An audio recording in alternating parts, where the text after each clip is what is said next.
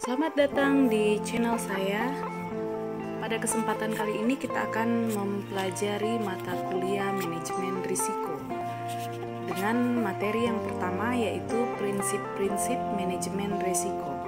Tapi sebelum kita masuk ke dalam pembahasan materinya, silahkan klik like apabila Anda menyukai video ini, dan silahkan klik subscribe apabila ingin berlangganan, dan silakan ketikkan komen ataupun pertanyaan di kolom komentar jika ada pertanyaan. Terima kasih. Ya baik, kita ke slide yang kedua mengenai pengertian risiko. Ya, jadi pengertian risiko ini adalah pembahasan pertama pada materi prinsip-prinsip manajemen risiko kita kali ini. Baik, di dalam slide ini terdapat definisi risiko menurut keempat ahli dan lembaga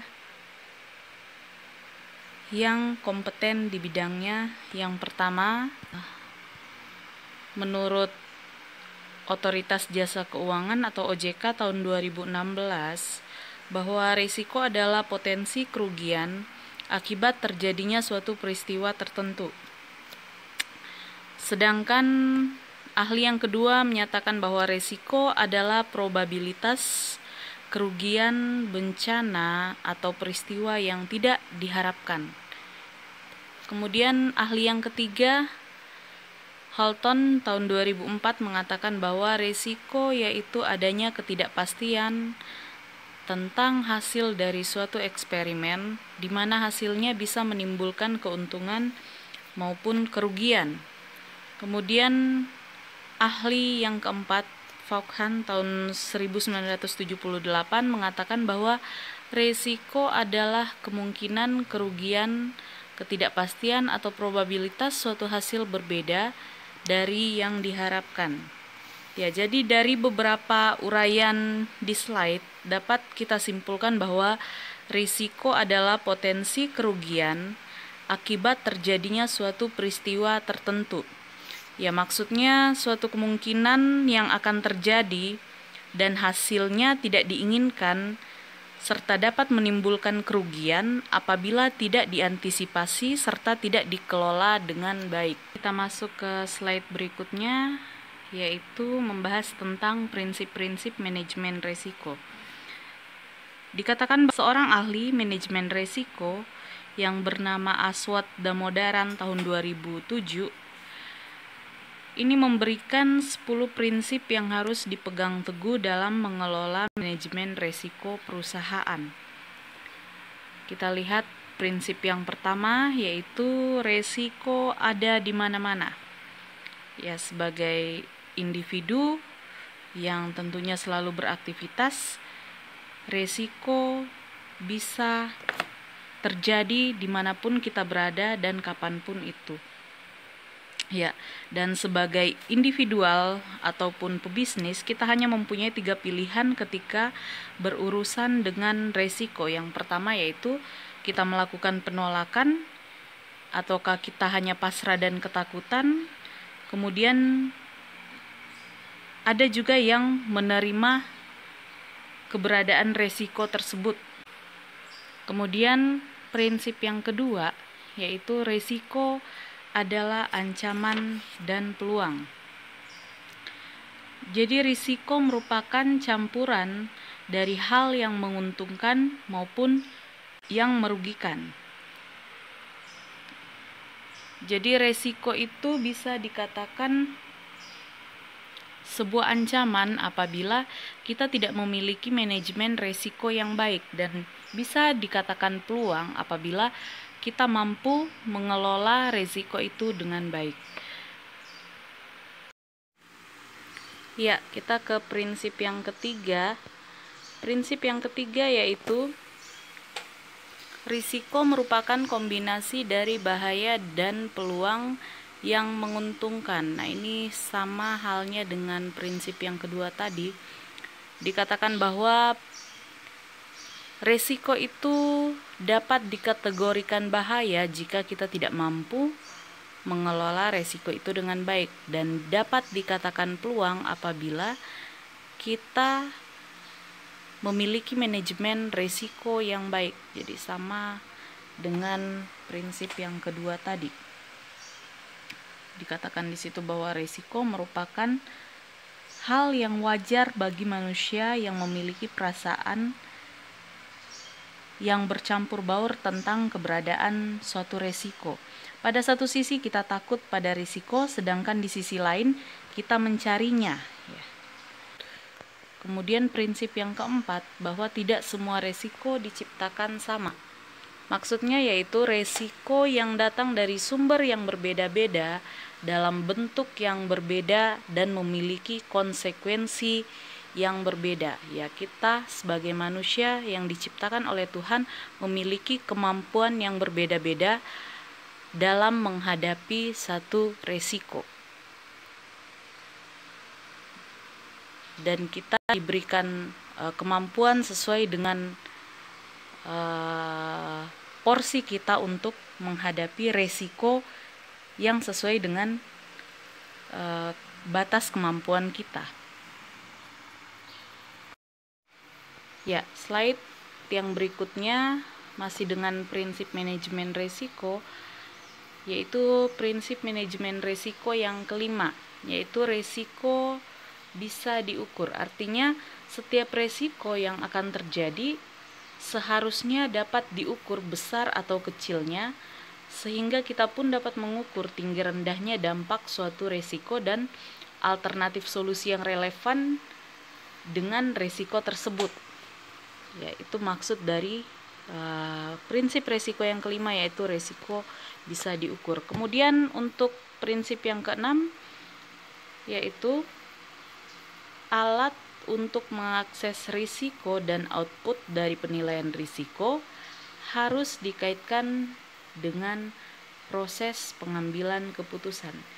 Ya, jadi sebelum membuat keputusan dalam organisasi, pimpinan harus terlebih dahulu menganalisis atau mengukur risiko tersebut dengan menggunakan alat pengukuran risiko, dan apakah itu menggunakan alat statistik ataupun bantuan software, di mana kemudian hasilnya akan diimplementasikan dalam pengambilan keputusan terhadap risiko yang terjadi. Ya, prinsip ketujuh dari prinsip manajemen risiko yaitu kunci manajemen risiko yang baik adalah berhubungan dengan risiko yang harus dihindari. Ya, dalam kegiatan bisnis ada risiko yang harus dihindari. Jadi menghindari risiko merupakan suatu usaha untuk menghilangkan ancaman atau risiko dengan menghindari penyebabnya. Jadi risiko yang harus dihindari ini seperti risiko pasar, risiko operasional, kemudian risiko finansial. Nah, itu risiko yang harus dihindari. Kemudian risiko yang harus diambil. Ya, maksudnya mau tidak mau, suka tidak suka, kita harus menghadapi risiko yang akan terjadi dengan menerima akibat-akibat dari risiko tersebut. Contohnya seperti risiko persaingan, kemudian kondisi pasar yang tidak stabil, ataupun kemungkinan kebangkrutan. Jadi itu contoh dari risiko yang harus diambil. Kemudian ada risiko yang harus dieksploitasi. Nah, apa sih maksudnya eksploitasi? Eksploitasi itu artinya memanfaatkan. Jadi kita melakukan segala sesuatu yang memungkinkan risiko positif yang dimaksud itu benar-benar terjadi. Jadi risiko positif itu maksudnya peluang yang dapat mendukung pencapaian tujuan. Contohnya di masa pandemi saat ini, risiko yang harus kita hadapi yaitu kita harus berdiam diri di rumah, ya tidak bisa kemana-mana. Nah, di satu sisi risiko ini dimanfaatkan oleh beberapa pebisnis untuk melancarkan usahanya, seperti usaha belanja online ya, kemudian jasa-jasa penjualan makanan online, penjualan online ya, seperti itu ya. Nah, kemudian ada prinsip yang ke-8, yaitu untuk mengelola risiko secara benar, kita harus memahami pengungkit yang menentukan nilai suatu bisnis. Ya, yang dimaksud pengungkit di sini seperti yang dikatakan dalam Kamus Bahasa Indonesia, bahwa pengungkit adalah alat yang menggunakan sebuah batang dengan titik tumpu yang dapat berpindah-pindah. Contohnya seperti timbangan, kemudian jungkat-jungkit, ya mainan anak kecil ya, jungkat-jungkit. Jadi kita harus memahami hal-hal yang menentukan besar kecilnya nilai suatu bisnis. Itu maksud dari prinsip yang ke-8 ini. Ya, prinsip ke-9 yaitu mengelola risiko merupakan tanggung jawab semua orang. Betul, bahwa manajemen risiko merupakan tanggung jawab semua orang tanpa kecuali. Jadi masing-masing orang atau setiap manusia akan memiliki atau menghadapi risiko di dalam hidupnya. Dan setiap orang wajib memiliki manajemen risiko terhadap risiko yang dihadapinya, entah itu baik atau buruknya proses memanage risiko. Ya. Kemudian prinsip yang ke-10 yaitu menerapkan manajemen risiko dalam organisasi melalui struktur dan budayanya.